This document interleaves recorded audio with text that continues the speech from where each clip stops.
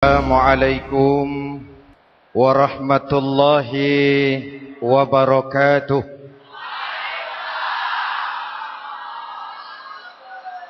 Alhamdulillah wassalatu wassalamu ala sayyidina Rasulillah sayyidina wa maulana Muhammad ibn Abdullah wa ala alihi wa sahbihi wa man tabi'ahu wa wala. La haula wa la quwwata illa billah. Subhanaka la ilma lana illa ma 'allamtana innaka antal alimul hakim. Wa la haula wa la quwwata illa billahil aliyyil azim. Saudara-saudara hadirin yang berbahagia, salah satu nikmat yang diberikan Allah kepada kita di dalam kehidupan ini ialah bahwa Allah Subhanahu wa ta'ala telah menciptakan segala sesuatu serba berpasang-pasangan.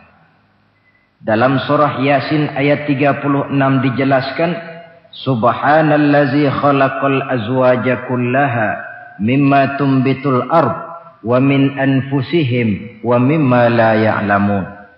Maha suci Allah yang telah menciptakan segala sesuatu itu serba berpasang-pasangan. Dari apa yang tumbuh di permukaan bumi, apa yang ada di dalam diri mereka sendiri, dan apa-apa yang mereka tidak mengetahuinya. Demikianlah kita lihat siang berhadapan dengan malam, benar berhadapan dengan salah, dan laki-laki berhadapan dengan perempuan. Setelah Allah menciptakan segala sesuatu itu serba berpasang-pasangan, maka Allah menetapkan aturan permainan yang mengatur seluruh kehidupan makhluk yang serba berpasang-pasangan itu. Kita tentu maklum, apapun saja yang kita lakukan dan kita perbuat tanpa ada aturan akan berakhir dengan kekacauan. Cobalah kita bikin satu sekolah, buka satu sekolah, tidak usah pakai aturan, tentu kacau. Bikin organisasi tanpa memakai aturan, tentu kacau. Demikian daripada kehidupan ini, kalau tanpa ada aturan, tentu kekacauan yang akan timbul. Allah pencipta manusia. Allah tahu benar kemampuan maksimal manusia. Oleh sebab itu, aturan permainan yang diturunkan Allah tentu sesuai benar untuk manusia. Satu contoh kecil. Pabrik mobil di Jerman bikin mobil namanya Mercy. Seiring dengan itu dia keluarkan buku petunjuknya. Mobil ini namanya Mercy. Kecepatan maksimal sekian ratus kilometer per jam. Daya angkut maksimal sekian ratus kilogram. Kalau rusak memperbaikinya begini, onderdilnya pun ini. Karena pabriknya yang membuat mobil, lalu pabriknya pula yang mengeluarkan buku petunjuk, sudah tentu buku petunjuk itu sesuai benar dengan mobilnya. Dan tidak bisa kita punya mobil Mercy rusak, lalu kita perbaiki dengan menggunakan buku petunjuk yang dikeluarkan oleh pabrik mobil Toyota misalnya. Jelas mobil bukan tambah baik, malah makin hancur tidak karu-karuan. Kalau manusia menginginkan satu hidup yang baik, tidak ada pilihan lain. Dia harus memakai aturan yang diturunkan oleh yang bikin manusia. Dan aturan itu telah turun dalam bentuk agama Islam yang kita cintai ini. Manusia laki-laki dihiasi dengan perasaan senang cinta kepada perempuan. Itu biasa, normal, wajar. Tapi lalu Allah menurunkan aturan permainan. Yang kalau peraturan ini dilanggar akan membawa kerugian bagi manusia sendiri. Bahwa laki-laki senang sama perempuan itu normal. Agama membuat aturan, silahkan senang, tetapi lewat satu pintu yang disebut nikah. Kalau peraturan ini diabaikan, yang rugi tentu manusia sendiri. Misalnya PLN keluarkan pengumuman, Nanti malam mulai jam 6 sampai subuh listrik se-Jakarta mati total. Kita ingat, ini nanti malam saya giliran ronda. Pagi-pagi sudah kita siap beli batu baterai, masukkan ke dalam baterai. Dari sejak kita beli sampai sore itu baterai kita soroti terus. Tentu setelah sore soak batu baterai itu. Datang malam berangkat kita ronda. Kalau disoroti lagi kan baterainya sudah enggak terang lagi. Sudah soak. Sebab apa? Belum waktunya sudah disoroti terus. Sekarang kalau ada orang belum masuk pintu pernikahan, nafsu seksualnya diobral terus. Itu kan sama juga belum datang malam baterainya sudah disoroti terus. Nanti masuk pernikahan soak. Berhadapan dengan istrinya barangkali sudah nggak bisa apa-apa, cuma nyengir saja. Yang rugi manusia sendiri.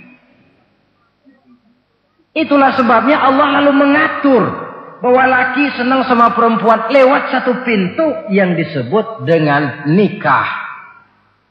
Maka pada pertemuan kali ini kita akan bicara tentang nikah dalam Islam.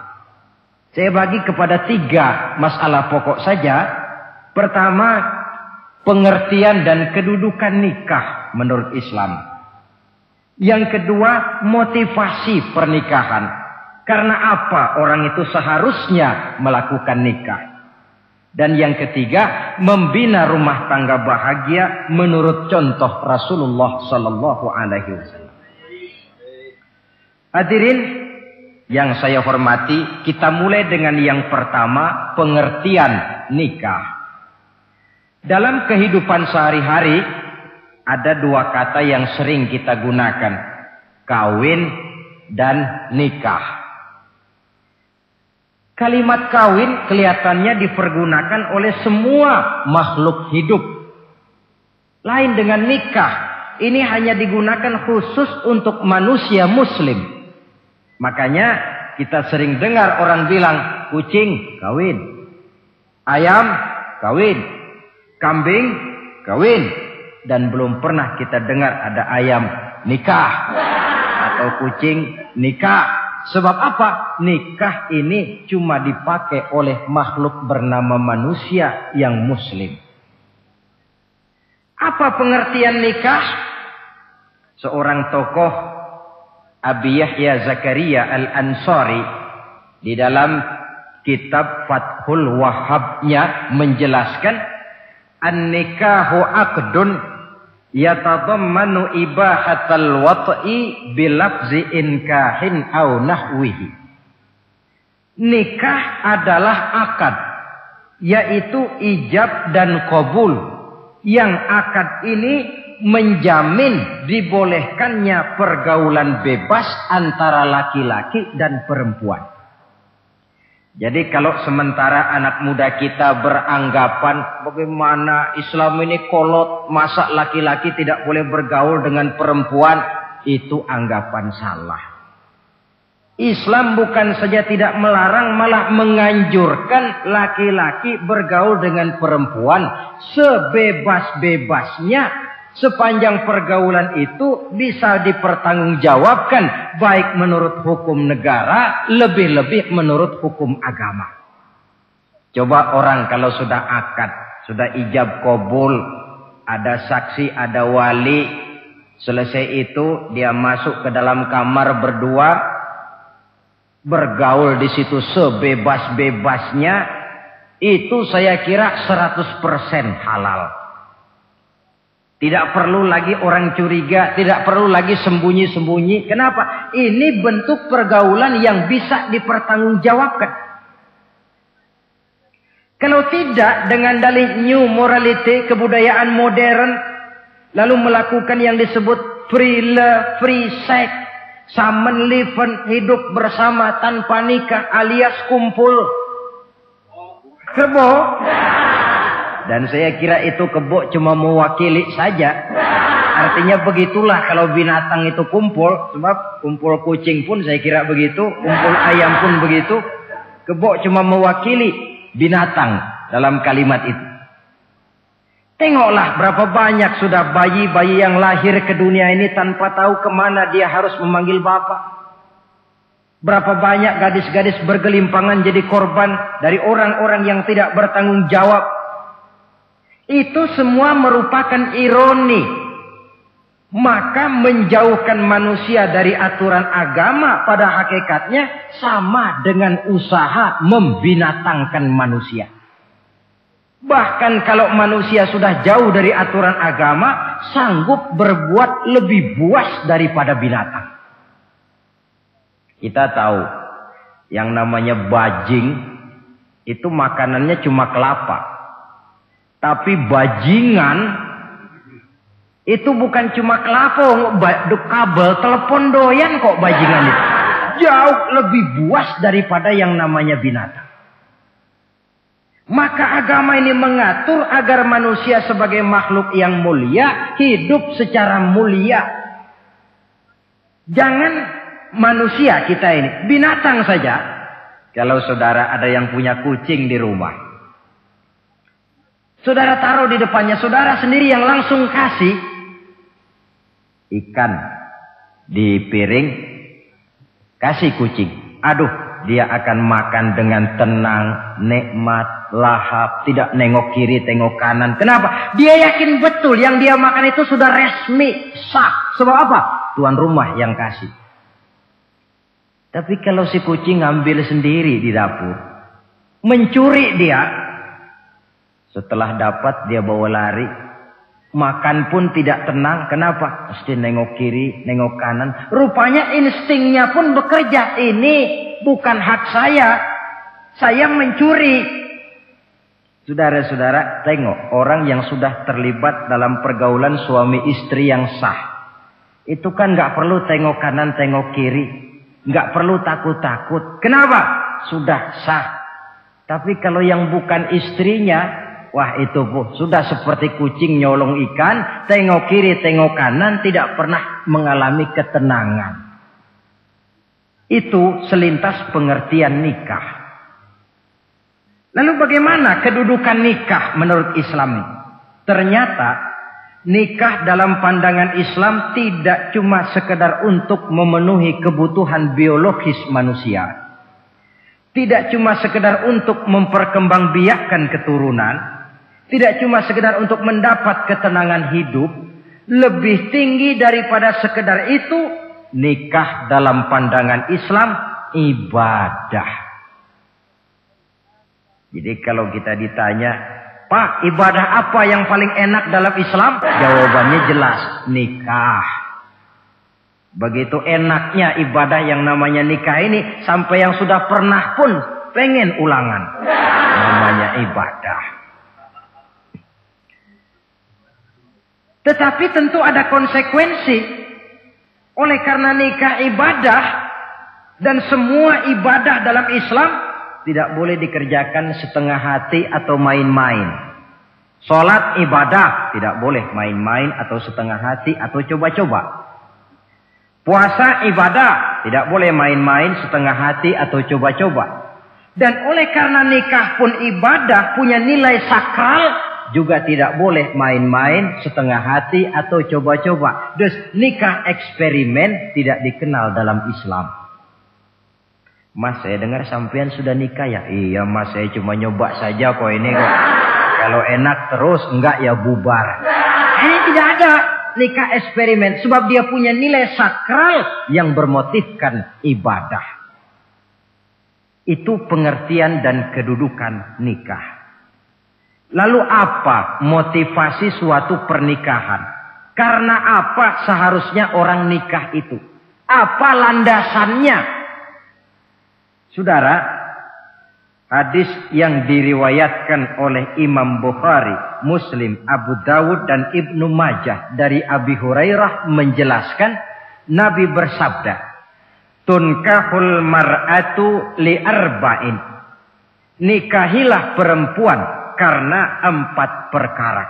Kalau dia perempuan tentu nikahilah laki-laki karena 4 perkara. Memilih jodoh, nah inilah lengkapnya konsepsi Islam. Wong milih jodoh saja Islam itu memberikan petunjuk kok. Karena apa orang memilih jodoh itu? Kata Rasul karena 4 faktor. Pertama, 5 liha. Karena dia orang kaya. Cari yang kaya. Yang kedua, lihasabiha.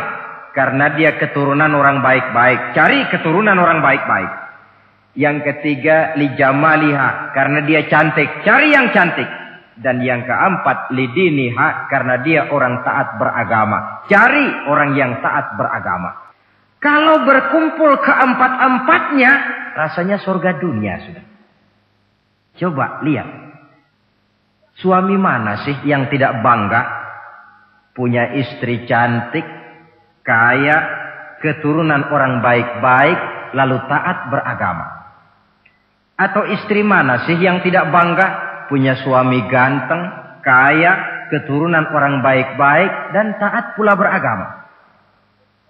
Tapi kan terus terang yang kumpul keempat-empatnya kan boleh dibilang jenis makhluk langka ini. Sulit. Kadang-kadang cantik, kaya, akhlaknya kayak setan. Ada saja kurangnya. Oleh karena ada saja kurangnya, lalu Nabi memberikan stressing, penekanan. Fazfar bizatiddin taribat iyadak.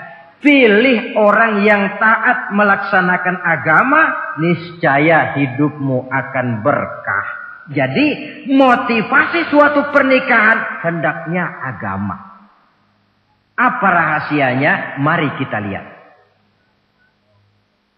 Kalau orang memilih pasangan karena rupa yang cantik semata-mata, silakan, tapi jangan jadi motivasi utama. Kalau rupa yang cantik jadi alasan utama, saya yakin rumah tangga tidak akan tahan lama. Sebab apa? Pertama, yang namanya cantik itu relatif. Artinya bergantung siapa yang memandang. Yang menurut saudara cantik, menurut saya belum tentu cantik. Yang kata saya cantik, menurut saudara barangkali itu yang jelek. Relatif. Saya kalau ditanya orang, Ustadz siapa perempuan paling cantik di dunia ini? Tentu saja saya jawab istri saya. Apa saudara lalu protes? Salah Ustadz, yang cantik istri saya bukan istri Ustadz. Saya bilang masa bodoh saya nggak ngurusi istri sampean.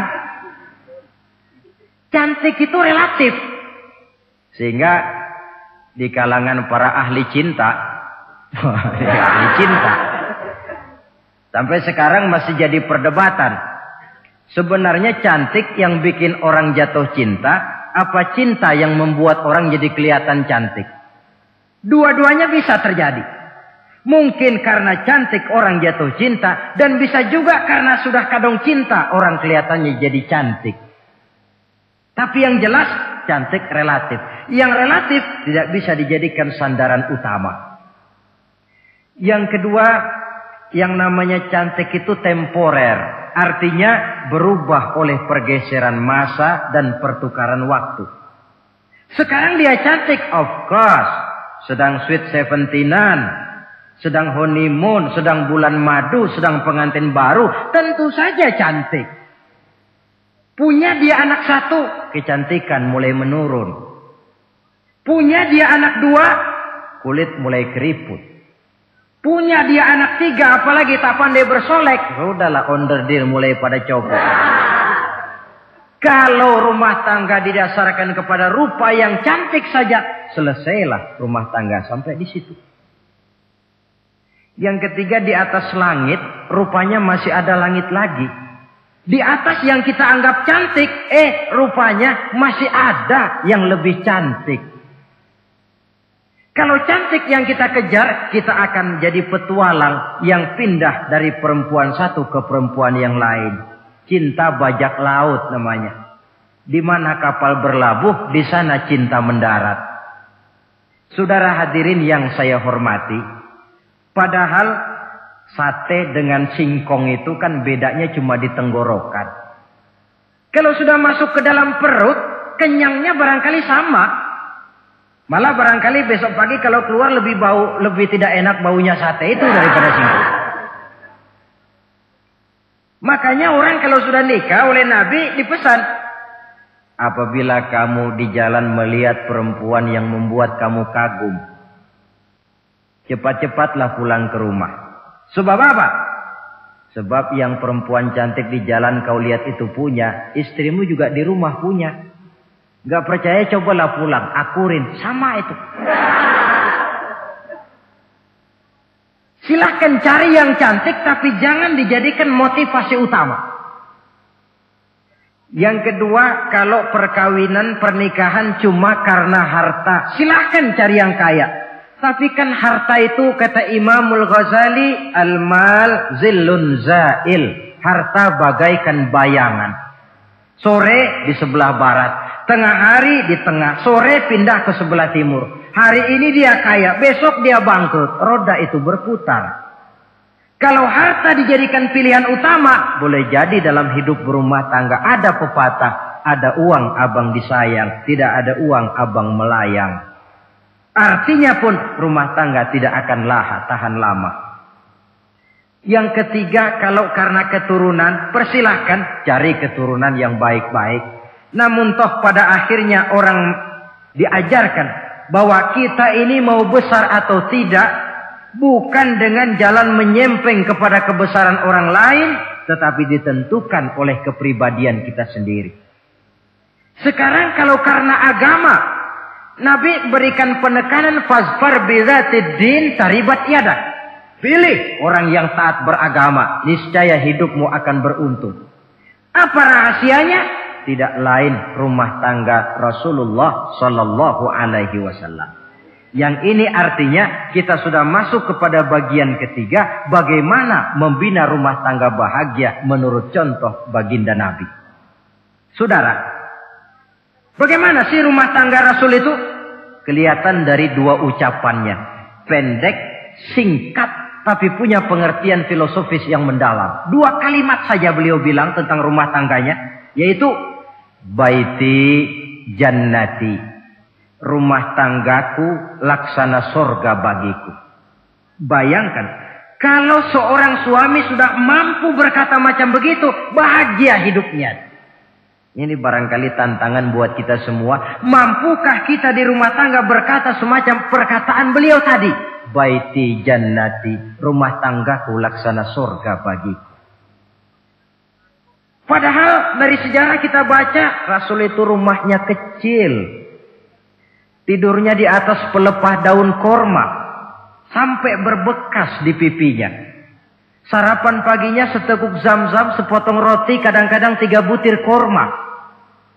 Tempat tidurnya bukan alga spring bed atau Dunlopillow macam kita punya. Di rumahnya tidak ada mebel spaghetti model yang lagi ngetop-ngetopnya. Entoh di tengah rumah macam itu, beliau sanggup berkata, baiti jannati. Kenapa kita yang hidup di zaman di mana fasilitas mestinya lebih menunjang, kok malah banyak yang berkata sebaliknya? Baiti nari, rumah tanggaku laksana neraka bagiku. Padahal dilihat dari segi materi, rumahnya bertingkat, mobilnya serba berkilat, uangnya banyak berlipat-lipat, istri pun cantik memikat, kadangkala boleh jadi jumlahnya 4. Tapi tiap hari kiamat. Kenapa ini? Marilah kita lihat. Ternyata rumah tangga Rasul itu motivasinya tidak lain agama. Agama menuntun suami dan istri masing-masing untuk tahu kewajiban dan tahu haknya. Kalau kewajiban sudah dilaksanakan, lalu hak diberikan, akan timbul pengertian, understanding. Kalau sudah ada saling pengertian, akan timbul ketenangan, feeling of security.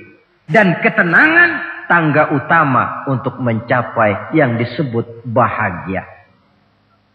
Itu sebabnya hakikatnya membicarakan rumah tangga yang berdasarkan agama tidak lain adalah bagaimana seharusnya seorang suami melaksanakan kewajibannya dan seorang istri melaksanakan tugasnya. Artinya kewajiban suami itu apa? Kewajiban istri itu apa? Kewajiban istri hak suami. Kewajiban suami hak untuk istrinya. Menurut tuntunan dan tuntutan agama. Saudara hadirin, menurut hadis riwayat Abu Dawud dari Muawiyah bin Haidah. Satu hari Rasul ditanya, "Ya Rasul, apa sih hak istri-istri kami ini?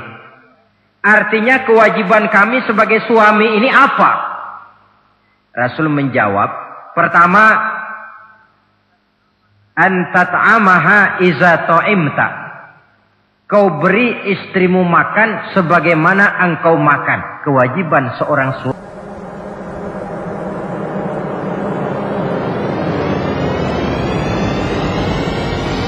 Ladies and gentlemen, you cannot be wrong. This is ICJ Broadcaster.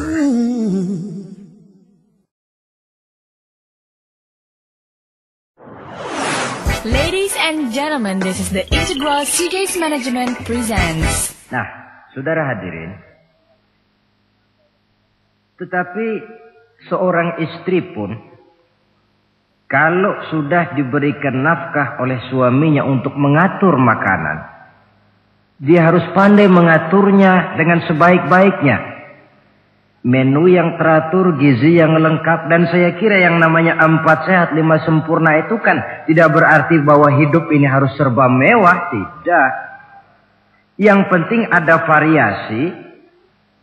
Sehingga tidak merangsang suami untuk makan di luar. Jangan misalnya tahu suaminya senang jengkol, lalu tiap hari saja jengkol.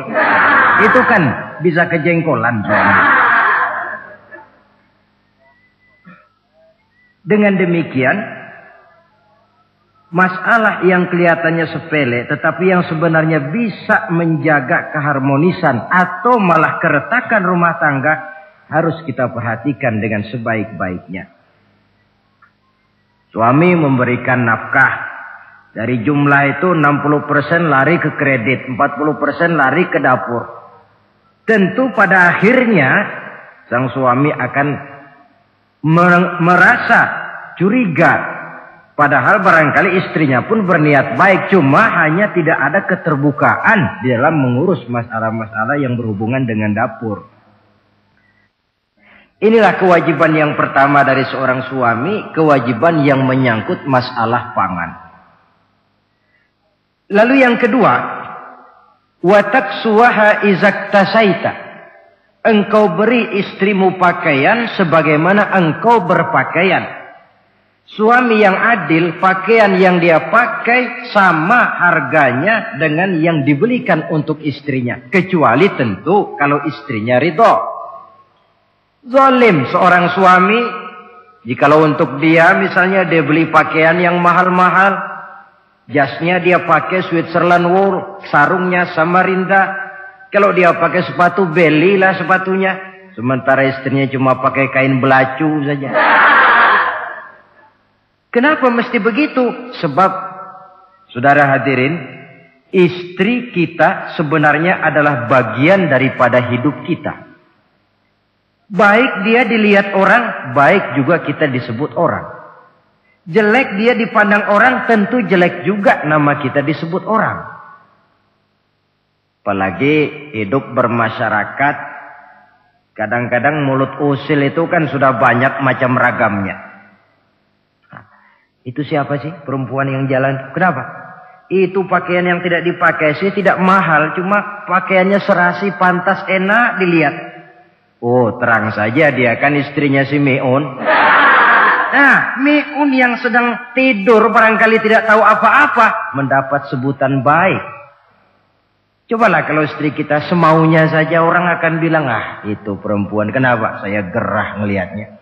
Mau ke pasar cuma pakai kutang saja. Tentu suami pun akan mendapat sebutan yang tidak baik. Cuma sang istri kalau sudah dibelikan pakaian oleh suami, termasuk alat-alat kecantikan di dalamnya, pakaian itu tentu dipakai, niat pertama adalah untuk menyenangkan hati suami. Seorang istri yang memakai bedak untuk menyenangkan suami misalnya, tiap polesan bedak ada pahalanya. Dia pakai lipstik untuk menyenangkan hati suaminya. Tiap goresan lipstik ada pahalanya. Bernilai ibadah. Ini kewajiban yang kedua. Yang ketiga, wala tadribil wajha. Kalau marah, jangan memukul muka. Maksudnya apa ini? Kewajiban memberikan perlindungan. Sehingga si istri merasa ada tempat dia mengadu. Ada tempat dia melarikan persoalan. Ada tempat dia bergantung. Kalau marah jangan memukul muka. Dan memukul itu pun upaya terakhir. Kalau tidak bisa dengan kata yang lemah lembut, agak sedikit keras katanya. Kalau dengan kata yang keras tidak juga bisa pisah tempat tidur. Kalau memang tidak bisa juga dengan pukulan yang tujuannya bukan untuk menyakiti, tetapi untuk mendidik. Allah tadribal wajha. Kalau marah jangan memukul muka. Dan memukul pun bukan jalan pertama, tapi upaya terakhir dengan tujuan bukan untuk menyakiti, tapi untuk mendidik sang istri. Kewajiban untuk memberikan perlindungan. Yang keempat, wala tuqabbih. Jangan memburuk-burukan istrinya. Kewajiban menjaga nama baik. Sebab apa? Dalam satu bahasa yang indah, Al-Quran menjelaskan bahwa suami istri itu laksana pakaian. Hunna libasul lakum wa antum libasun lahunna. Istri pakaian untuk suami. Suami pakaian untuk istri. Lihatlah alangkah indah gaya bahasa Al-Quran ini. Diibaratkannya suami istri seperti pakaian. Apa fungsi pakaian? Pertama, pakaian itu kan jadi kebanggaan. Saya bangga memakai baju seperti ini. Saudara bangga memakai baju yang saudara pakai. Artinya seorang suami harus berusaha menjadi suami kebanggaan istri. Dan seorang istri pun harus berusaha menjadi istri yang dibanggakan oleh suaminya. Jangan yang malah kemudian disesali. Itu kan kalau sudah marah orang kadang-kadang ucapannya nggak terkontrol. Istri marah sama suami, bang, nyesel gue punya laki kemarin.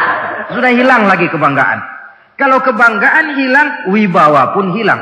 Kalau wibawa sudah hilang, maka rumah tangga sudah sulit untuk dipertahankan.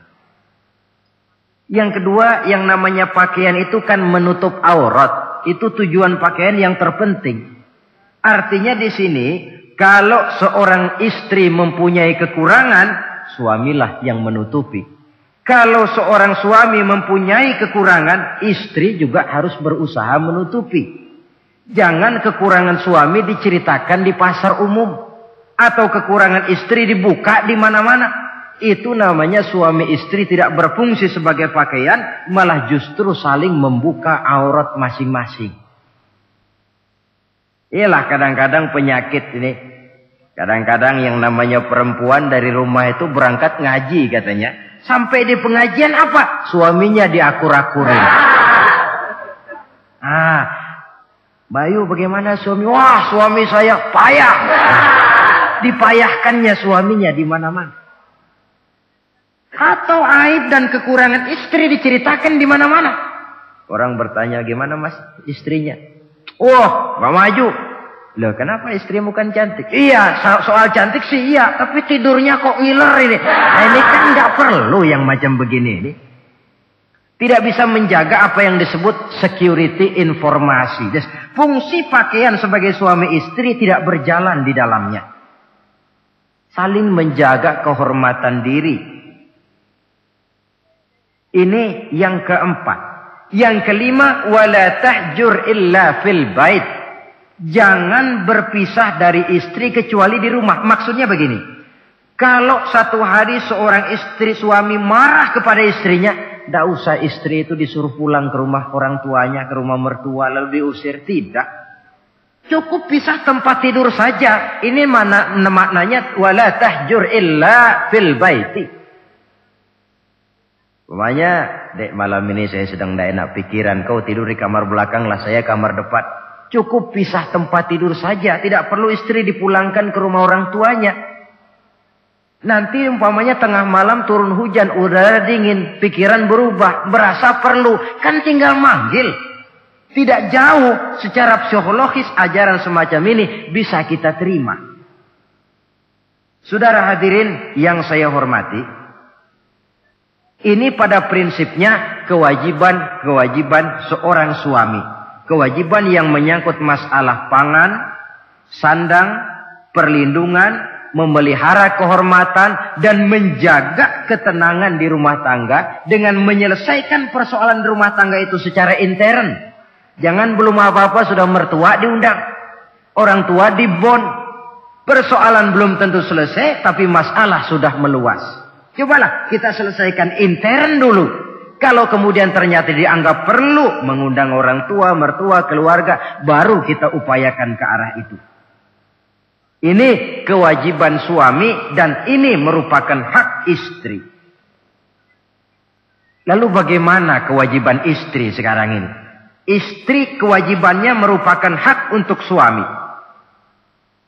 Saudara, dari hadis yang diriwayatkan Imam Ibnu Majah dari Ali bin Yazid dari Abi Umamah, Nabi bersabda, "Mastafadal mu'minu ba'da taqwallahi azza wa jalla khairan lahu min zaujatin salihah." Bagi seorang mukmin, sesudah dia mempunyai sifat takwa kepada Allah, tidak ada yang lebih membawa manfaat selain daripada istri yang salihah. Istri salihah itu yang bagaimana? Yang hidup mampu melaksanakan kewajibannya. Apa kewajibannya? Kata Nabi, pertama, in amaroha atau athu. Kalau diperintah, dia taat. Kewajiban istri yang pertama, taat kepada suaminya. Begitu besar kewajiban taat kepada suami, sampai-sampai Nabi pernah menyatakan, "Lau kuntu amiran ahadan ayyasjuda li ahadin, la amartul mar'ata an tasjuda li zawjiha." Kalau saja boleh, kata Nabi, aku memerintahkan manusia sujud kepada sesama manusia, tentu aku perintahkan istri untuk sujud kepada suaminya. Untung saja sujud kepada manusia tidak boleh. Kalau boleh, istri itu disuruh sujud kepada suami.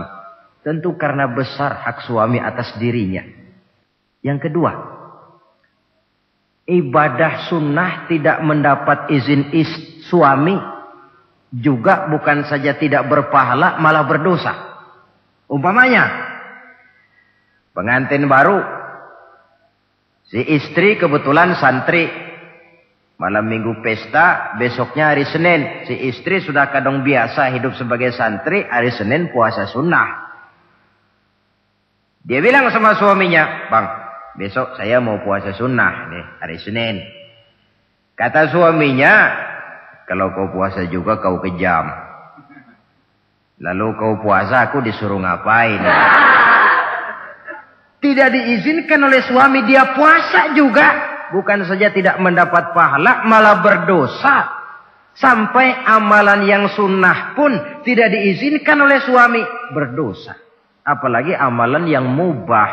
Apalagi amalan yang tidak ada dasar hukumnya, perintahnya. Sepanjang perintah suami tidak untuk maksiat kepada Allah, istri wajib untuk taat. Dalam hadis lain kita temukan Nabi bersabda, "Idza da'ar rajulu imra'atahu ila firashihi." Kalau seorang suami memanggil istrinya ke tempat tidur. Ini bahasa kinayah. Manggil ke tempat tidur kan tentu enggak perlu penjelasan. Masa mau nyambal di tempat tidur kan enggak. Fa'abat. Si istri tidak mau. Lantaran istri tidak mau, suami jengkel. Fabata ghadbana 'alaiha. Sampai dalam jengkelnya tidur. La'anat hal malaikatu hatta tusbiha. Istri macam itu dilaknat, dikutuk oleh malaikat sampai datang waktu pagi. Kewajiban untuk taat. Namun sebaliknya, seorang suami pun jangan mentang-mentang istri wajib taat lalu overacting. Segalanya main tunjuk, segalanya main komando, segalanya main perintah. Sebab contoh yang diberikan oleh Rasul tidak begitu. Rasul kita baca dalam sejarah menjahit bajunya sendiri, memperbaiki kasutnya sendiri. Artinya yang bisa ya dikerjakan tanpa harus menggantungkan semuanya kepada sang istri. Kewajiban untuk taat. Nah, penutup tentang taat ini ada sebuah hadis pula di mana baginda Nabi bersabda, ayyumam ra'atin matat wa zawjuha anha radin dakhalatil jannah. Kalau seorang perempuan meninggal dunia, suaminya ridho kepadanya, maka perempuan itu akan masuk surga.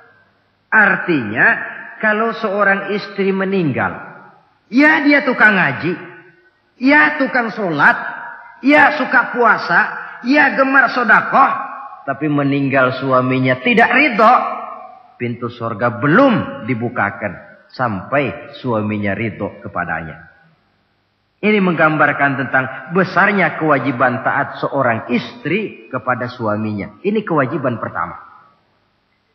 Lalu kewajiban yang kedua kata Nabi, wa in nazara ilaiha sarrathu. Kalau dipandang oleh suaminya, dia pandai menggembirakan, menyenangkan hati suaminya. Menjadi istri yang pandai menyenangkan hati suami. Siapa contohnya? Kita lihat misalnya istri Nabi diantaranya Sayyidatuna Khadijah radhiyallahu anha. Ketika Nabi pertama kali menerima wahyu berhadapan dengan malaikat Jibril, beliau kembali ke rumah dengan tubuh gemetar. Setibanya di rumah beliau berkata, "Zammiluni ya Khadijah." Khadijah, selimuti saya. Kenapa bang? Barusan datang malaikat Jibril, dia katakan begini-begini, saya khawatir Khadijah. Khadijah tahu suaminya sedang gelisah. Sebagai istri yang bijak beliau tampil, apa katanya? Kalla ma yukhzikallahu abada. Tidak apa-apa bang, jangan khawatir, Allah tidak akan menyusahkan abang buat selamanya. Ini istri yang pandai menyenangkan hati suami. Suami pulang dagang dari pasar, rugi. Istri tampil. Itulah bang romantikanya dagang. Masa selamanya saja untung sekali-sekali lah rugi. Si suami kan tidak terlalu pusing kepalanya. Jangan sudah di pasar rugi, sampai rumah istri pidato, peletar-peletor macam petasan. Dasar suami goblok, dagang saja rugi. Sudahlah di pasar rugi, sampai ke rumah digoblok-goblokin. Itu nanti suami kan bisa kena penyakit yang disebut broken home. Penyakit nggak betah di rumah. Seorang istri kalau suami sudah kena penyakit tidak betah di rumah, itu mesti siap-siap mental untuk dimadu. Nah, jadi kalau tidak dimadu bagaimana? Berusaha bikin betah suami di rumah. Suami pulang kantor jam 2, setengah 2 dandan, kalau perlu setel habis. Kalau perlu kelihatan suami akan datang, bukakan pintu, sambut dengan senyum. Apalagi kalau senyumnya Pepsodent. Saya kira suami bagaimanapun lelahnya, peras keringat, banting tulang, pulang mencari nafkah. Kalau kembali di rumah disambut dengan senyum, hilang capeknya. Tapi bayangkan, sudahlah di kantor capek, peras keringat, banting tulang. Sampai pula di rumah yang nyambut cuka sama kukusan. Udah asem, monyong. Suami mana yang kerasan tinggal di rumah? Menjadi istri yang pandai menggembirakan, menyenangkan hati suaminya. Bahkan diizinkan bohong untuk menyenangkan hati suami. Umpamanya, suami kebetulan habis obyeknya gol. Karena ingin menyenangkan istri, mampir di pasar beli kain batik. Si suami tidak tahu bagaimana kain batik yang bagus, beli saja sembarangan. Sudah kainnya kasar, warnanya norak, harganya yang mestinya murah jadi mahal. Dibawa pakaian itu pula. Istri lihat dan tahu kalau ini batik jelek, norak, kasar, harganya pun murah. Tapi dia ingin menyenangkan hati suaminya. Suaminya tanya, bagaimana dek kain batik ini? Waduh bang, bagus betul kain ini. Pinter benar abang milih warna ini. Memang yang kayak begini ini bang. Coba lihat tetangga kita, mana ada yang pakai kain kayak begini. Ya memang gak ada, jelek. Suami senang tentu.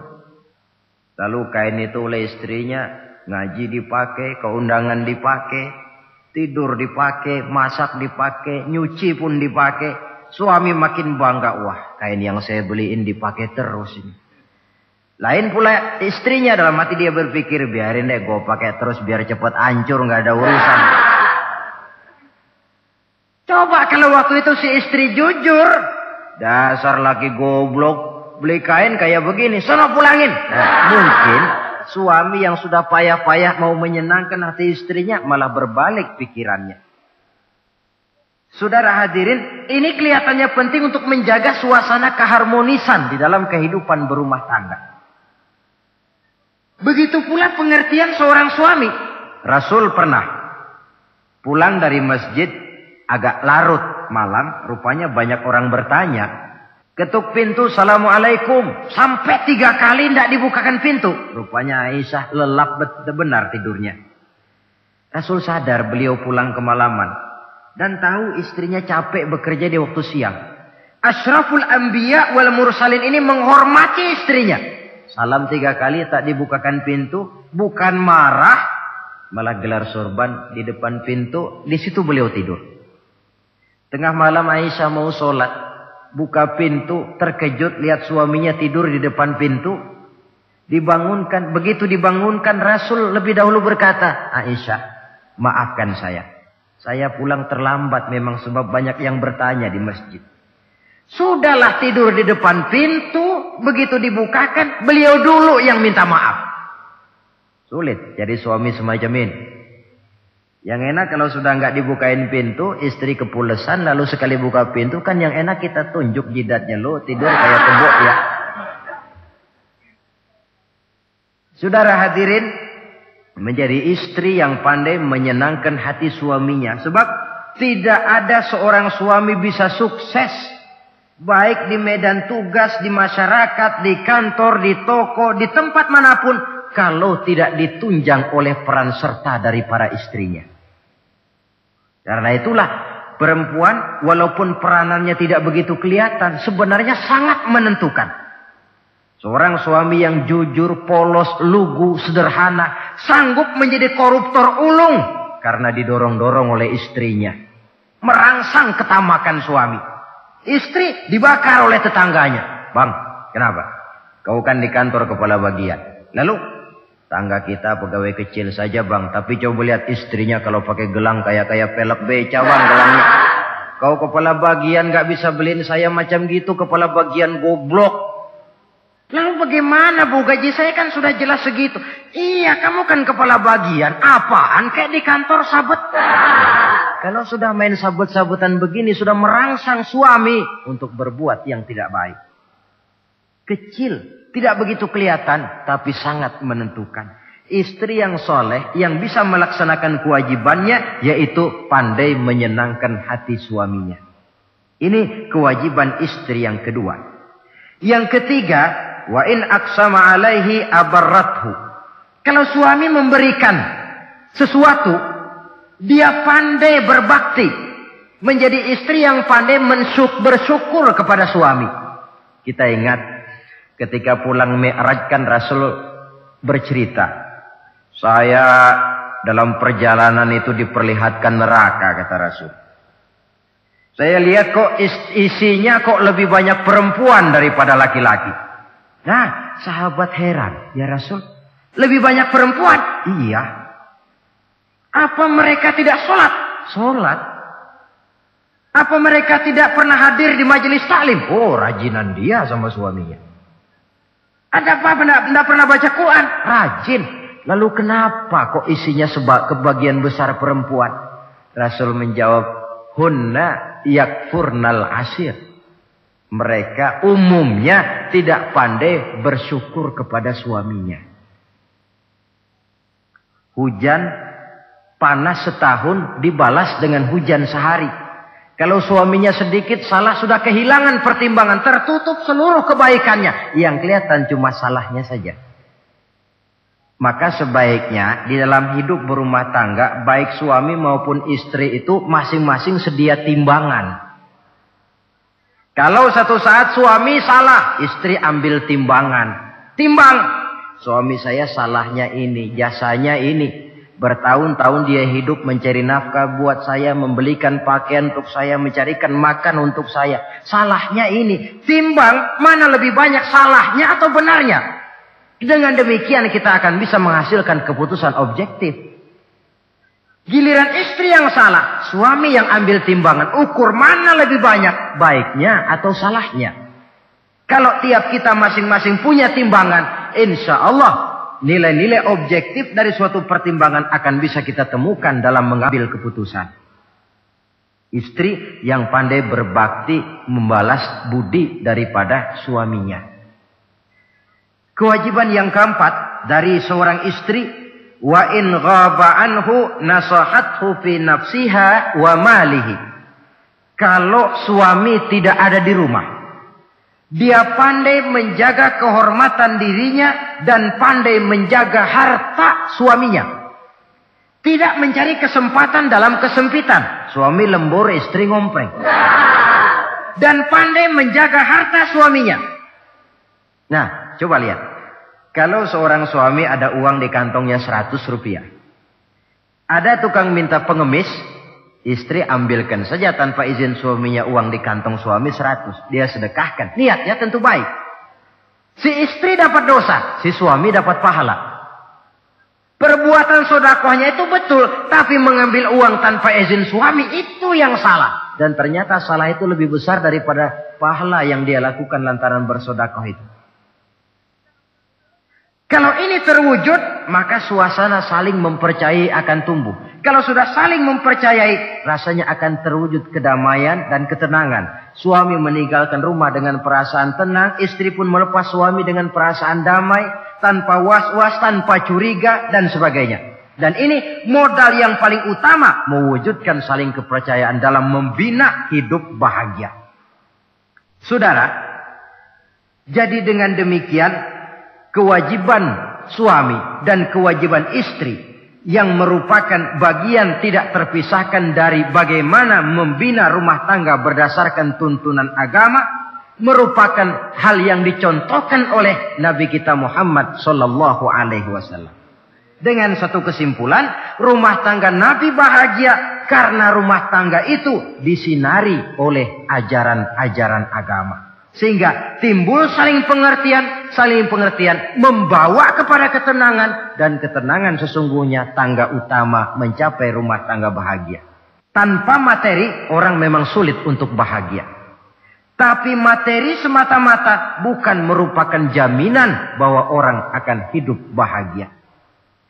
Banyak isak tangis berbunyi di rumah-rumah mewah, dan banyak sendak gurau, tawa dan canda, tawa lerai di rumah-rumah sederhana. Artinya suka dan duka, sedih dan gembira, susah dan bahagia. Bisa ada di gubuk reot dan bisa juga ada di rumah mewah. Ternyata bukan harta semata-mata yang menopang dan menjamin hidup itu akan bahagia. Tapi satu rumah tangga yang dipancari oleh sinar agama, di bawah naungan ridho dari Allah subhanahu wa ta'ala. Si istri taat melaksanakan ajaran agama. Suami taat, lalu anak-anak pun hidup dalam suasana yang religius. Dari sana tumbuh pancaran sinar keagamaan. Irama agama mengalun dalam kehidupan rumah tangga kita. Berfungsilah dengan demikian rumah tangga sebagai tempat di mana kita mengamalkan ajaran agama kita.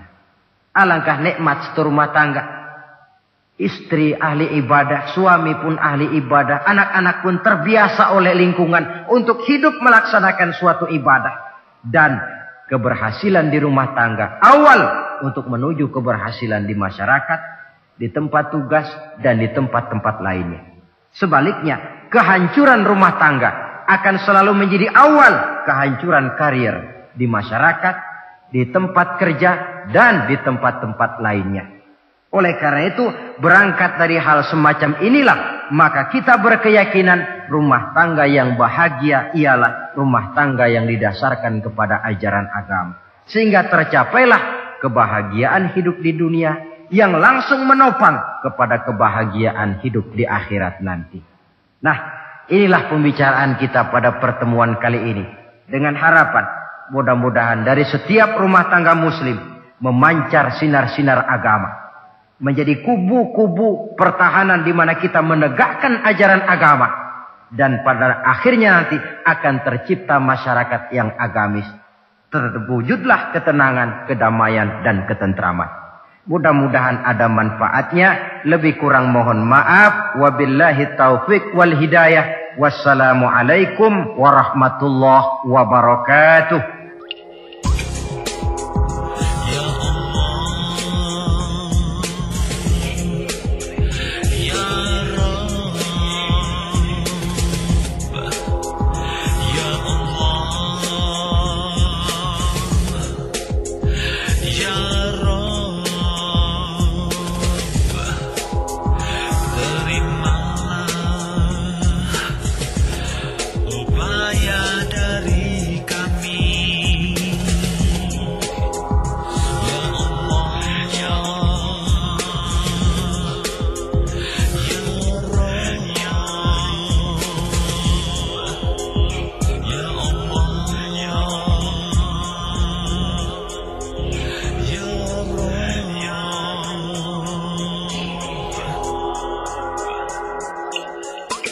Ikhwan dan akhwat yang dirahmati oleh Allah Subhanahu wa Ta'ala, demikianlah kunjungan kami dalam acara Membangun Peradaban Islam dengan siaran radio di Indonesia.